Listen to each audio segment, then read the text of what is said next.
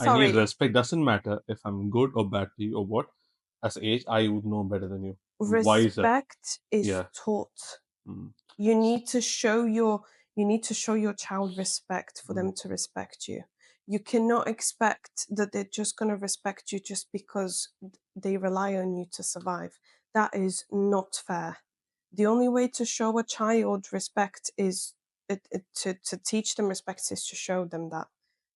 I was never shown respect as a child for the things that I needed respect, for my emotions, for the way I needed love, for the way I needed compassion. So if you're not showing me respect for those things and you're telling me to stop crying, you're telling me to shut up, you're telling me that I'm being a crybaby, you're telling me that I'm wrong for feeling emotional in those situations, all of those things amount to feeling of disrespect, feeling that I don't matter.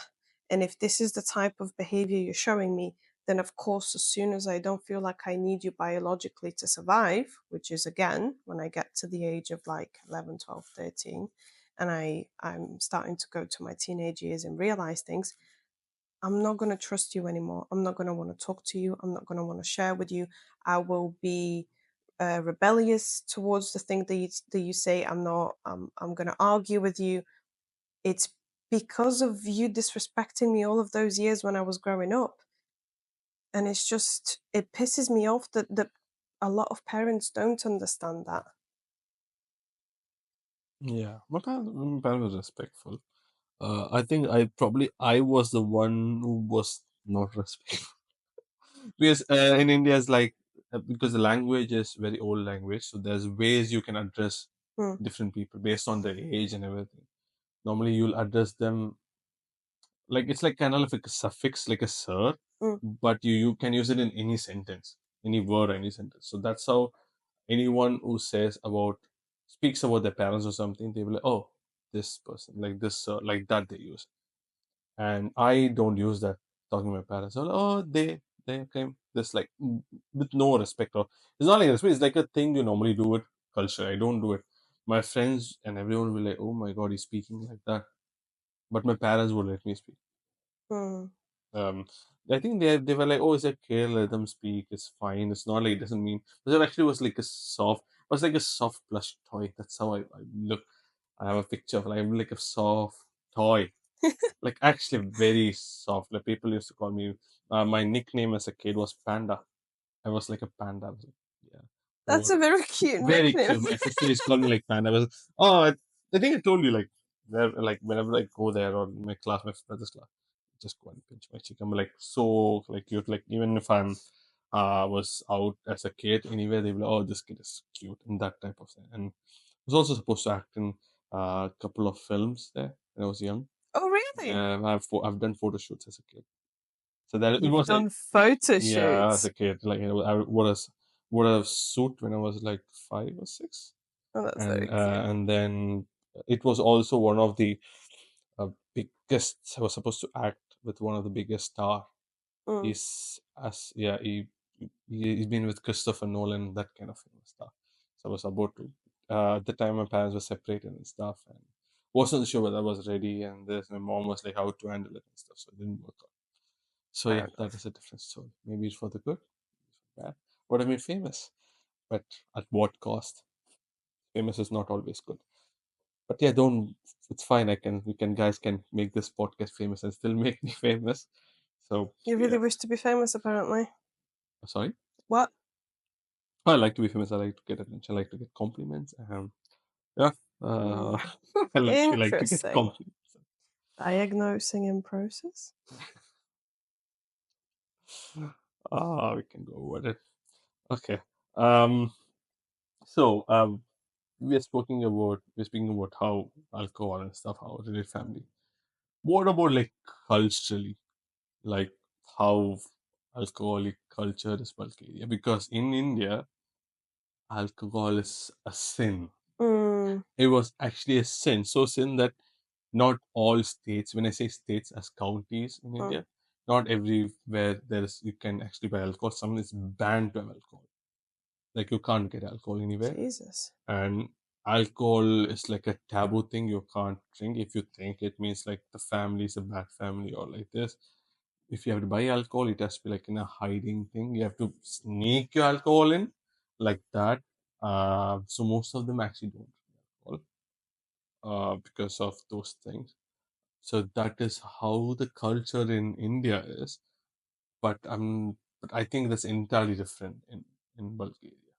Yes, very much so. So, um, we are Christian Orthodox, or Christian. What was the other one? Catholic, you say? Yes, Oh, you're Catholic. I think some of them are, but Oh, the you have a actual cross, but that's I think that's not a cross.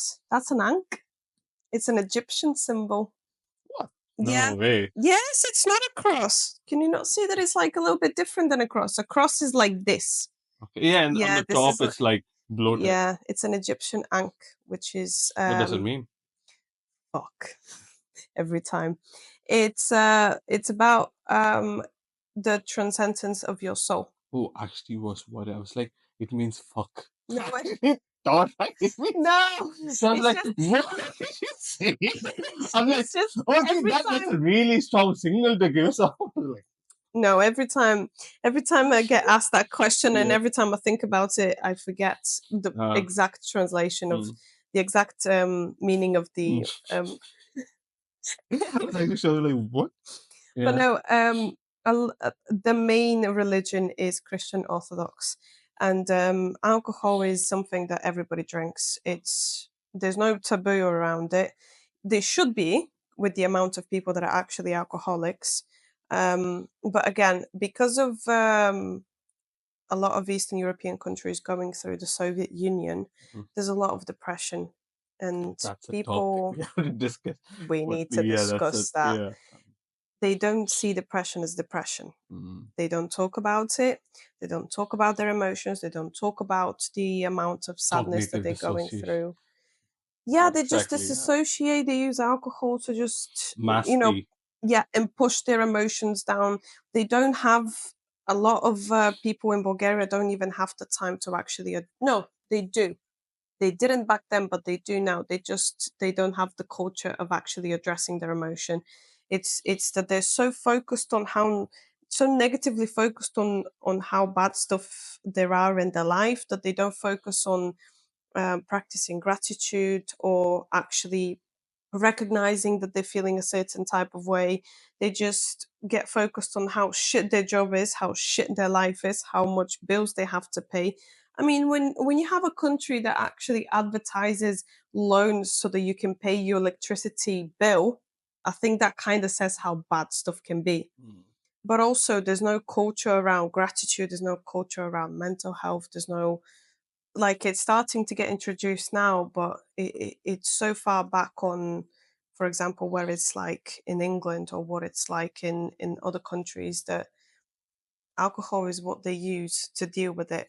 Going to parties, going to clubs, going to house parties, or even drugs. Although I do have to say, drugs are much more frowned upon than in this country. Like in Bulgaria, the way I've seen it is if you smell weed somewhere, it's uncomfortable. Like people, How it's did you much more sound? taboo. It's much more taboo if you actually smell weed anywhere because police are going to stop you and will arrest you Mm. if they smell weed. Any experiences of getting arrested, man? No, never. You are smart enough to hide away.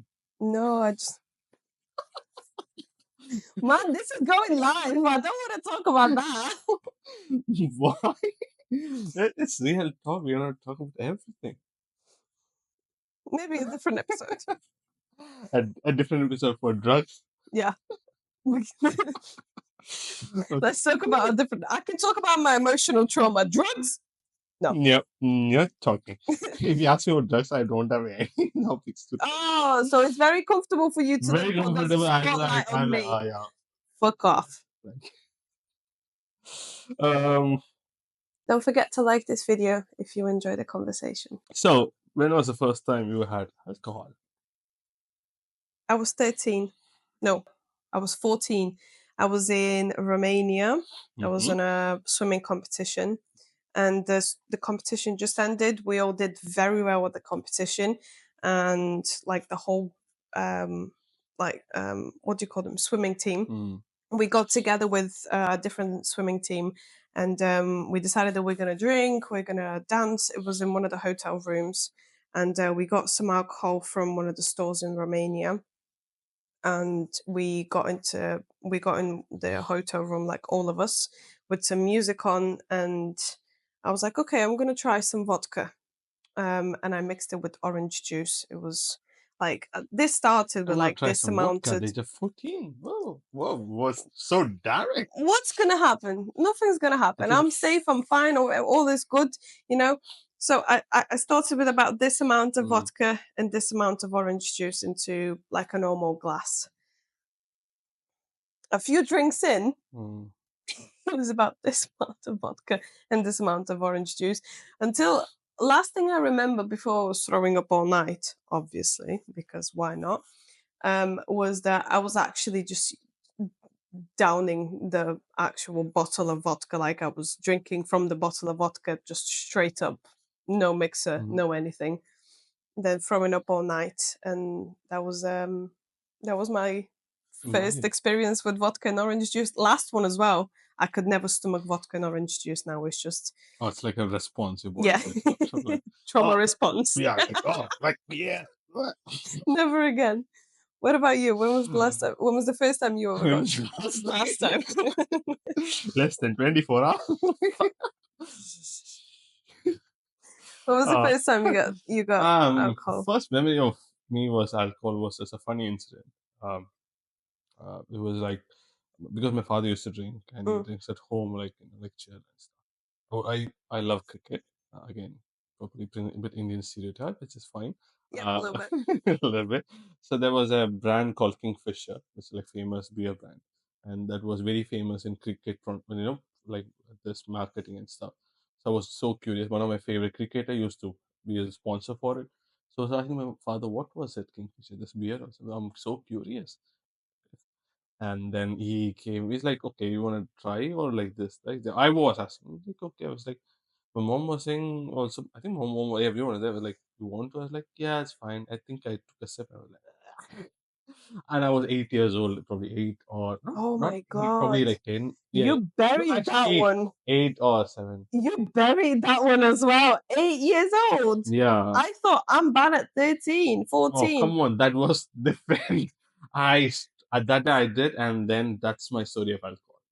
And from that moment till I was 22 or 23, never. Okay, so you fucked 8, 9. You went, let's go hardcore, and then Let's go. never again. Sip of a pint. It's hardcore. I'm sorry, you were still 8 or 9. It still That's counts. fine. That's fine. I was like early bloomer. Uh, so in alcohol. Yeah. Yeah. So then I came here thanks to Scottish weather and people around in the uni. All I right. uh, I I tried alcohol again. What Um, did you try? I don't remember. So my friend, everyone was so careful because I was like never had. They don't want to miss it. It was Egermeister. Jägermeister Where it Oof. was like shots only. We had like shot, and With then Red Bull. no, we just had that, and then once we have that, then we are having a drink of Yeah. like orange juice or Red Bull or whatever it is.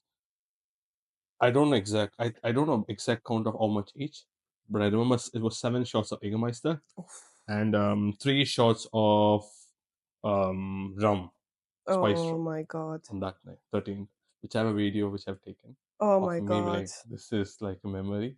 I'm not gonna put it on podcast for sure, No, but I'm please sure. don't. Yeah, so I've that and still, but this was like I had like shots like the first time drinking, but I had like over a night like 4 or 5 hours, Mm.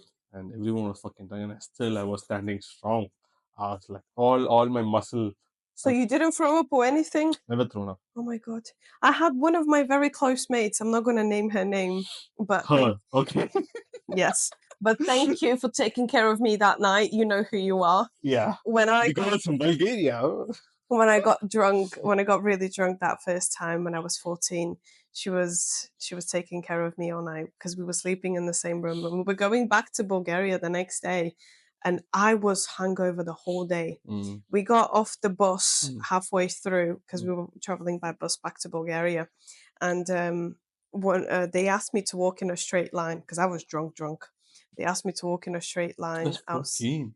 Yes, and there was the parking line next to the bus that we was had a bathroom break stopped at, and they said walk in this parking line, just walk straight on it. I was like, just walking like this, just couldn't walk straight.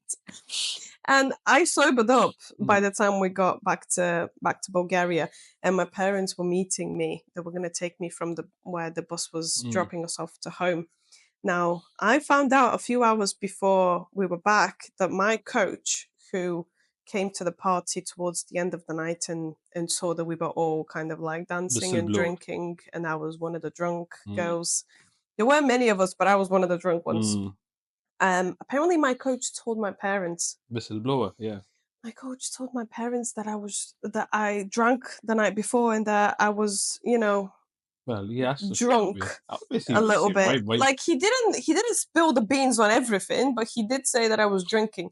So when I found out a few hours before we was about to arrive that my parents know I fucking sobered up like that, I was like, fuck. Your body, yeah, oh, Just sober up yeah. straight away. My dad and my mom was like, so you drunk, huh? Mm, Yeah, just a little bit. Just try mm. some vodka. Just No, want to see seriously. what my mom feel like.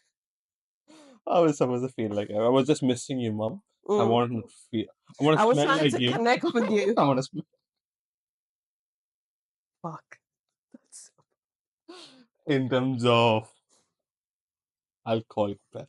Mhm. Yeah, because one time it was so funny. So as I said, I was drinking in the uni. Yeah.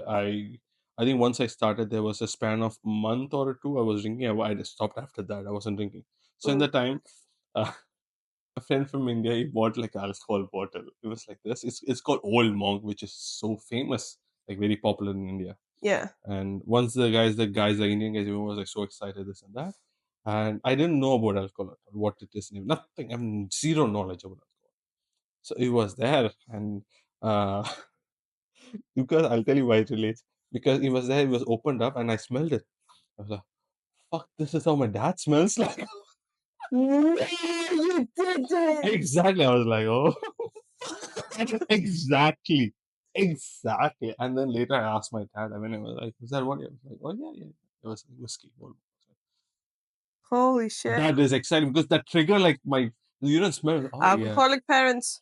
yes. So Nice. yeah, that's why. So that's why I said you would have missed your mom. You were like, oh, I want to See, she was a fan of wine, not vodka. more posh than you. Yes. Mm. A refined taste, Yeah, you know. posh lady, Well, a little bit, yeah. She does come from like a sophisticated, rich, sophisticated family. and you are Well, I'm her child, man. What am I supposed to be? someone a Shut up. better choice than vodka. Ah, come on, should have gone for Well, tequila. I was 14. Didn't have standards yet. Excuses, excuses. It's fine. There's nothing wrong. Who am I to judge? I drank at the age of 8. Yeah, exactly. You should shut up, is So what you should do. yeah. So what kind of I mean, it's the wrong person to ask for advice. But Damn. what kind of advice would you give for someone who's struggling to give up alcohol? Like to viewers who are struggling in Jan or like wants to start a new year being like, what, I want to be sober or I want to reduce my consumption of alcohol. What a Mhm. suggestion you'll give? How, like, based on, because obviously alcohol is kind of related to a lot of things like social factors. It actually affects a lot of factors in life. Alcohol is the main thing. So, what kind of advice you'll give for viewers here, those want to know like how to sort it out? Um, Personally, because I've gone through a period of time, I think all of us did, with COVID. I drank more in COVID. I didn't drink like an alcoholic or anything, but I did drink more in COVID. I was still living with my parents, so it was a very toxic environment at the time. Um, and once I got out of COVID, that stopped. But for the people that are, doing that on a normal basis, my advice that I would give to myself if I'm going through it is, why are you drinking? What's getting you to drink? Like, be dead honest with just yourself.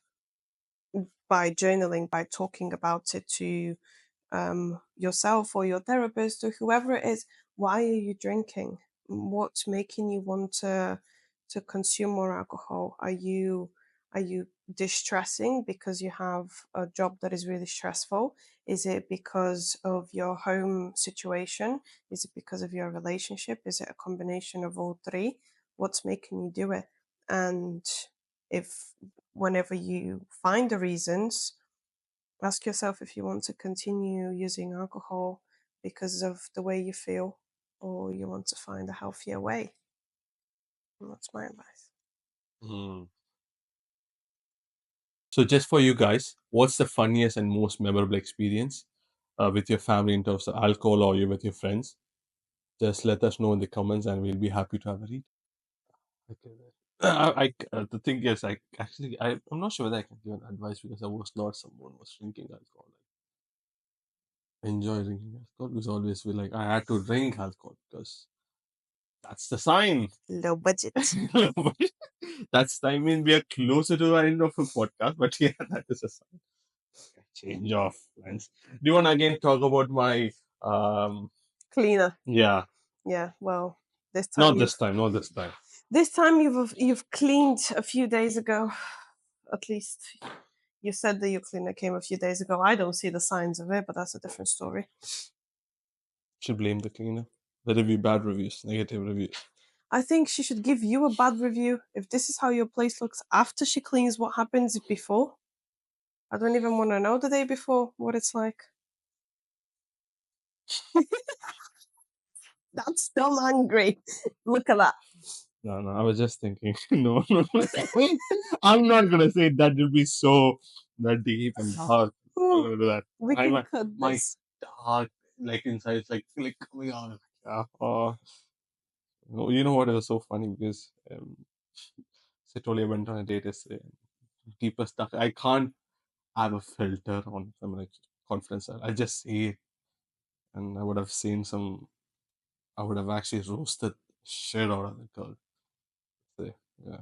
I'm glad you didn't. Probably she would have left. I did, but it was like my humor is kinda like how about you? I would call you sometimes in a very abusive way. Mm, It's fine. You got used to it. I think because of you have heard it multiple times, you probably yeah. humor document on that. Okay, yeah. So in terms of advice, of I would probably consider this um, the feeling of how you feel the next day. Just remember that. But that scares the shit out of me. Every single time you drink alcohol, how you feel the next day, wake up. Oh, that's bullshit. If yeah, say it properly. Say it properly. Come on. I'm gonna cut it off now. Well, the thing is, if that was something that would stop alcoholics, I think alcoholism would have been wouldn't even be a disease. It's See, not that about is how why they feel probably why I'm a because bad person to connect. you can beat the hangover. Just drink again. Did you not know that that's an actual thing? If you don't wanna, there's an actual saying in Bulgarian. Ако не искаш да имаш, как се нарича, махмурлук, просто изпи една бира сутринта. If you don't want to have a hangover in the morning, just drink a beer as soon as you wake up. And then you don't feel the effects anymore. You don't have the effects anymore. Just continue drinking. Just never stop.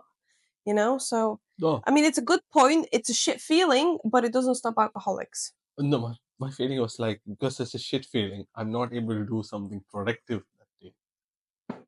If I have to work or if I have to go to gym, Yeah. if I feel that way, I can't do that.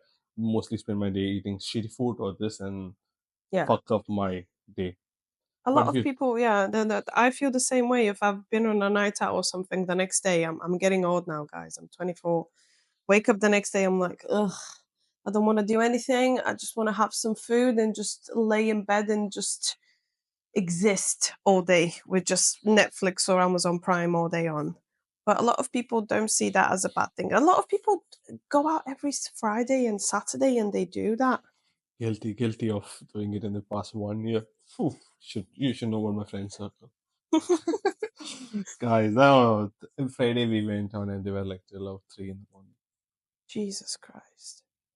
Thank goodness my And I was sober, so it struck me like, you know what, I wouldn't be enjoying it or I'll regret it. I Mm, was telling me, I know I'll regret it. I told them I'll regret it. I was like, I'm going to leave. So I yeah. left. Um, I think when it comes to alcohol, we've kind of discussed culturally what it's like Mm. for both of us. For you, it's just, I guess, the to kind of put it all together. For you, it's just not something that's normal for your culture, but it's something that you have experienced in your family with your dad, Mhm. and I've experienced it more with my mom, which is something that's very weird for you. But for both cultures, for both families, it's emotionally for us, it's not something that we want to follow the steps of. So, so this is probably going to be last question for the day. Okay. If you're gonna, if the viewers, you know, any one of the parents is alcoholic or something, and they consume, Mm. what type of conversation they can have with the parents, and what do you think they can do, or they should just fuck off and then leave, or stay out, like, you know, I'm just going out of it, or like trying to sort it out, or what do you think? This is a good question. Um, I I had a conversation with my therapist about this. I've had many conversations with my therapist about this, but I tried to save my mum, and she's still an alcoholic, and it's a very difficult relationship because of which. And my therapist said one profound thing that to this day it makes me angry, but it's the one thing that calms me down. In a relationship between um, a parent or somebody that is an alcoholic and you, there's always three people. It's the person that's drinking, the alcohol, and you. And unfortunately, the alcohol always wins. And unless that person decides to stop drinking, as much as you're helping, as much as you're supporting, you can't make them stop. You can't help somebody choose themselves. So, my advice is choose you. As heartbreaking as that is, whatever your boundary is within choosing you, choose you. Support that person as much as you can, but ultimately, the hardest thing to accept is that you have to let that person choose themselves if they can, because they will drag you down otherwise. It's the biggest heartbreak for me with my relationship with my mom, but you have to choose you. This, I'm sorry to hear that, but if I have to say one thing, you look really cute. You needed that. Thank you. Yeah. It was like I could see a different side. It was very cute, like a childish innocence. Cute. Mm. Yeah. I'm being very vulnerable. Thank you. I mean, I'm glad that you're able to. But yeah, very cute, very cute. Adorable would be a right word. Adorable Oh, that's very would be a kind. right word. Thank you. Yeah. So, guys, if in life there is, obviously everyone goes to some sort of difficulties in life, I would Mm. say it's very important to support them, be there for them, but not at the cost of Yourself. yourself. Because at the end of the day, you're going to deal with your issues, Mm. and they are also an adult or grown up. I mean, obviously they're going to be adult. If it's child, you should do a lot more. But adult and grown up, I think if they are still not changing or not doing, it's on them, because you cannot do anything. You can be supportive, but you cannot do anything with your adult. If you believe that you can change your on your own as a person, I believe I can change. Only then you can change. You can't force someone else to tell them not to do. And also sometimes the more you tell them not to do, the more they want to do. Yeah. It's completely so it's a very difficult thing. It People really who have is. some sort of savior complex or a white knight complex, uh, uh, don't Guilty don't as charged. don't do it. I know that you feel like your life is really good and everything, and you see someone who's struggling, you feel like, oh, I wish I could show them how happy her life can be. Don't fall in the trap, because you will end up getting hurt. and it's a topic we will speak for on our next podcast Mm. about, because it's Valentine's Day is coming. So we're gonna Oh, talk about how we're gonna deal with people who are in their own issues and stuff. So that's gonna be an interesting topic in our just next relationship. relationship and dynamics of it, the attachment styles of it, and trauma of how it is, and how a healthy parent relationship can get you a healthy relationship, how make Or you unhealthy secure, parallel relationship can get how you it into unhealthy affected, yeah, relationship. how you see your dad, you're like, oh, that is a man I want. That's why like, alcoholic dad, like similar like that. If it happens, and Mm. you will kind of see that that is how a man's supposed to be. You feel like that's what attractive is. So I'm sure Tina would have lots of experience. Daddy issues. Yeah, and I don't think so, but I think right now I'm learning something.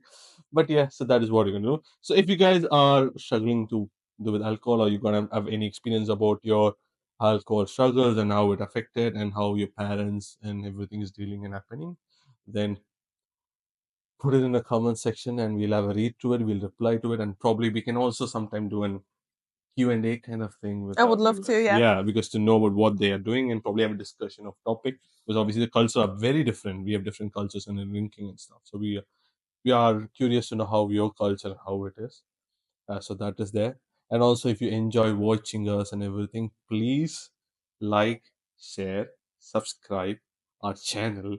Then we'll be more motivated to do more and more videos. Because come on, we are actually giving our best in Tina's year after her work, trying to give our best and Vulnerable and everything. vulnerable, being very adorably cute and being vulnerable. So she's doing it. I'm trying to be handsome and charming as possible, which I'm failing miserably. Yeah, I have to be honest. there we go. So yeah, that is there. So, anyways, thank you for watching, and we will see you in our next episode.